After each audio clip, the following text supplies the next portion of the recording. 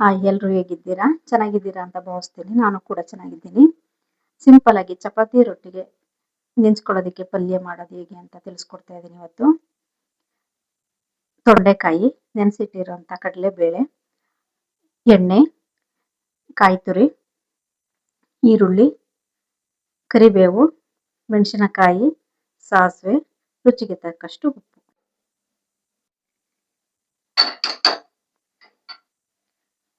ಇದಕ್ಕೆ ಸ್ವಲ್ಪ ನೀರು ಹಾಕೊಳ್ಳೋಣ.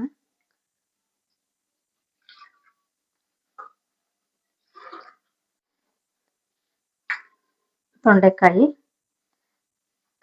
ಮತ್ತೆ ಕಡಲೆಬೇಳೆನ ಸ್ವಲ್ಪ ಬೇಯಿಸ್ಕೊಳ್ಳೋಣ.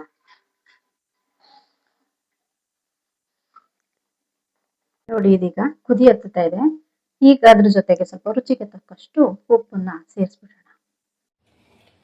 ಏನಾಗಲೇ ನಾನು ಬೇಯಕ್ಕೆ ಹಾಕಿದ್ನಲ್ಲ ತೊಂಡೆಕಾಯಿ ಮತ್ತು ಕಡಲೆಬೇಳೆನ ಸೋದಿಸ್ಕೊಂಡು ಇಟ್ಕೊಂಡಿದ್ದೀನಿ ನಾನೀಗ. ಈಗ ಇದಕ್ಕೆ ನಾನು ಒಗ್ಗರಣೆ ಹಾಕೋತೀನಿ.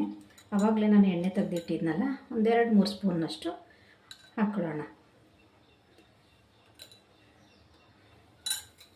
ಅದಕ್ಕೆ ಈಗ ಸ್ವಲ್ಪ ಸಾಸಿವೆ,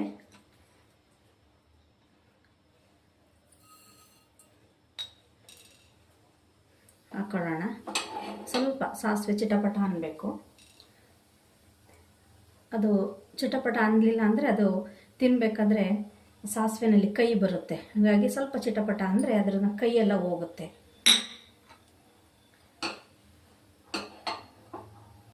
ನೋಡಿ, ಈಗ ಚಿಟಪಟ ಅಂತ ಇದೆ.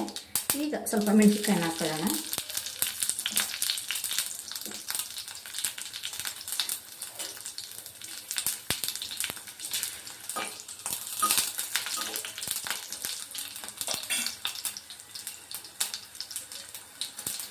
ಕರಿಬೇವು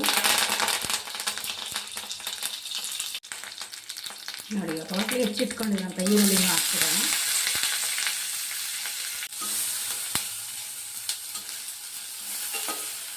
ನೋಡಿ, ಈರುಳ್ಳಿ ಸ್ವಲ್ಪ ಬಣ್ಣ ಬರೋವರೆಗೂ ಸ್ವಲ್ಪ ಹುರ್ಕೊಳ್ಳೋಣ.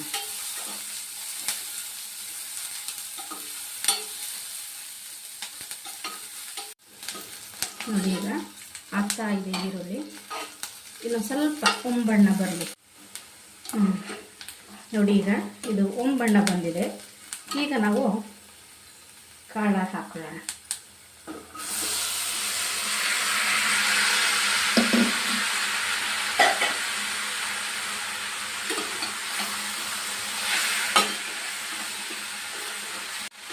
ನೀಟಾಗಿ ಎಲ್ಲನೂ ಮಿಕ್ಸ್ ಮಾಡ್ಕೊಳ್ಳೋಣ.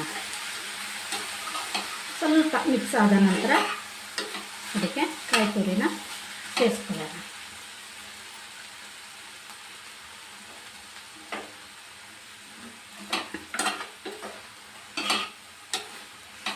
ನೋಡಿ, ಇವಾಗ ಇದು ಚೆನ್ನಾಗಿ ಫ್ರೈ ಆಗಿದೆ. ಈಗಾಗಲೇ ನಾನು ಹುರಿದಿಟ್ಕೊಂಡಿರೋಂಥ ಕಾಯಿ ತುರಿನ ಸೇರಿಸ್ತಾ ಇದ್ದೀನಿ.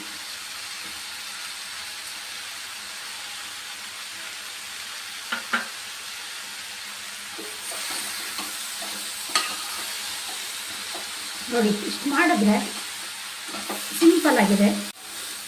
ಚಪಾತಿ ಜೊತೆಗೆ, ರೊಟ್ಟಿಗೆ, ಹಾಗೆ ಸಾಂಬಾರು ಊಟದ ಜೊತೆಗೆ ನೆಂಚ್ಕೊಳ್ಳೋದಕ್ಕೆ ಚೆನ್ನಾಗಿರುತ್ತೆ. ನೋಡಿ, ಸಿಂಪಲ್ ಆಗಿರುತ್ತೆ.